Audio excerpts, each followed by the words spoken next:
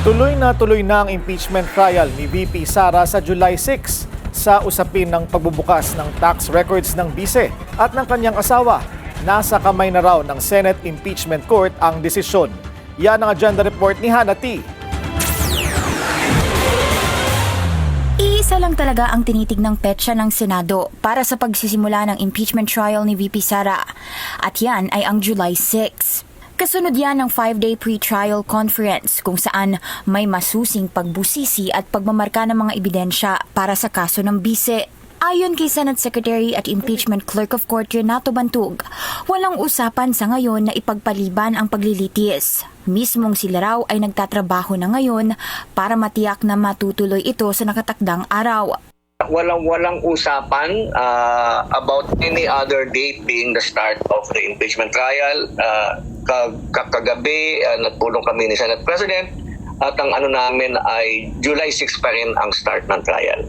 Bago magsimula ang paglilitis, nakatakdang ilabas muna sa Lunes ang pre-trial order. Nakasaad dito ang mga napagkasunduan ng House Prosecution at Defense Team ni VP Sara, gaya ng stipulation of facts, mga testigo, mga ebidensya at mga petsa ng paglilitis. May 3 araw naman ang magkabilang panig para maghain ng kanilang mga komento bago maglabas kung kakailanganin ng isang corrected pre-trial order.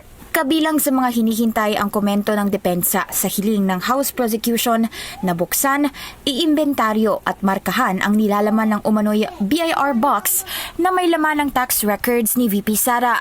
Paliwanag ni Bantug, ang Clerk of Court ay walang kapangyarihang magpasya sa usaping ito. Ang impeachment court lang daw ang maaaring mag-utos kung bubuksan ba o hindi ang kahon.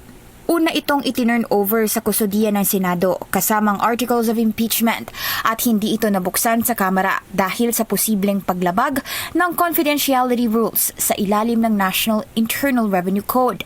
Ayon kay Bantug, posible pa ring mabuksan o mamarkahan ng umano'y BIR box kung iutos ito ng impeachment court. Yan ay kahit tapos na ang pre-trial conference. Depende pa rin sa aksyon ng defense at prosecution maging ang impeachment court. Pero anuman daw na maging hakbang sa usaping ito ay hindi dapat maging dahilan para maantala ang trial sa July 6. Para sa agenda, Hannah T. Billionaire News Channel.